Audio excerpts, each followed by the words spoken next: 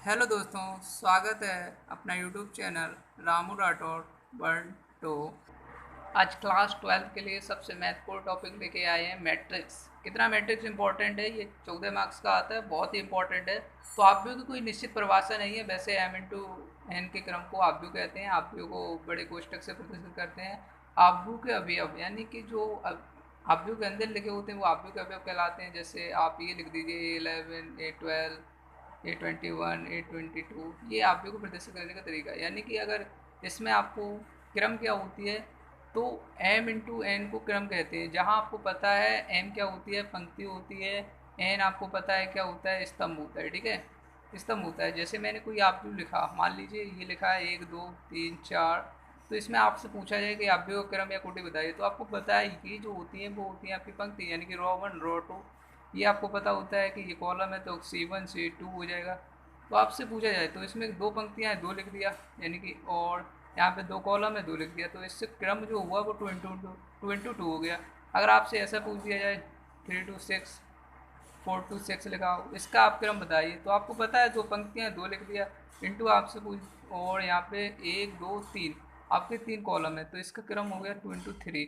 अब आप भी को निरूपण कैसे करते हैं, रिप्रेजेंटेशन, तो आसान है। आप अंग्रेजी वर्णमाला किसी भी लेटर ए बराबर ऐसे लिख दीजिए। जैसे ये दिया है अब क्या है, ये रिप्रेजेंटेशन, यानी कि ये क्या है, एक आव्यूह है। ठीक है, अब आते हैं आव्यूह के प्रकार। क्षैतिज आव्यूह क्या होती है, इनकी वह आव्यूह जिसमें पंक्तियों की संख्या स्तंभों की संख्या से कम हो। अर्थात देखिए, इसमें दो स्तंभ दिए, इसमें तीन स्तंभ हैं। ठीक है, 1 2 3 स्तंभ में दो पंक्तियां, अर्थात ये क्या हो गया, क्षैतिज आव्यूह।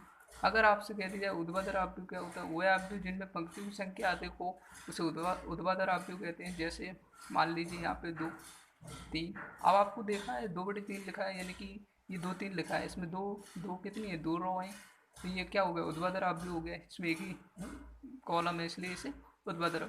वर्ग आव्यूह क्या होता है, वह आव्यूह जिसमें पंक्ति संख्या और स्तंभ की संख्या बराबर होती है। जैसे मान लीजिए 4 है, 2 है, 6 4 है, ये क्या है, एक आव्यूह है जिसमें आपकी दो पंक्ति दो कॉलम है। ठीक है, नेक्स्ट अगर हम और भी सीखें तो एक और लिख लीजिए एग्जाम्पल, 2 3 6 7 8 9 2 1 2।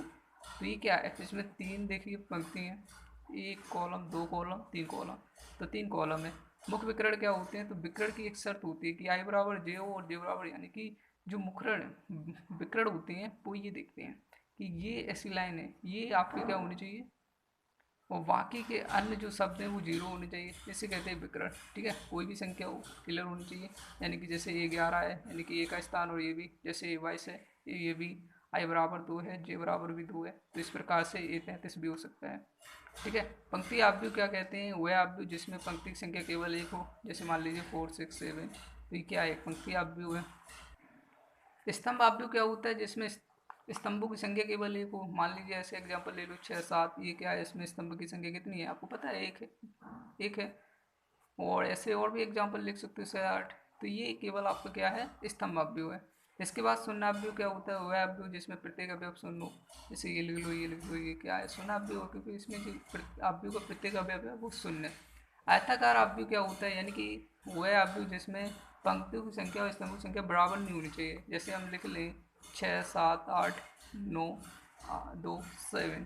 ठीक है, अब ये देखिए, इसमें पंक्ति की संख्या कितनी है, दो है, कॉलम कितनी है, तीन, यानी कि जो संख्या है वो बराबर नहीं है, तो इसे आयताकार आव्यूह कहेंगे। इकाई आव्यूह क्या कहेंगे, देखिए इकाई आव्यूह बिल्कुल चले हैं, जो मुख्य विकर्ण होती है ऐसे, यानी कि 1 1 1 एक एक होना चाहिए, बाकी सब क्या होने चाहिए, जीरो होने चाहिए। ठीक है, तो इसे कहते हैं इकाई आव्यूह। विकर्ण आव्यूह क्या होता है, विकर्ण आव्यूह ये होता है बिल्कुल सेम है, जरूरी नहीं है एक एक हो, 4 5 6 हो, लेकिन अन्य जो आप अवयव हों वो जीरो हों। ठीक है, उसे हम क्या कहते हैं, विकर्ण आव्यूह कहते हैं।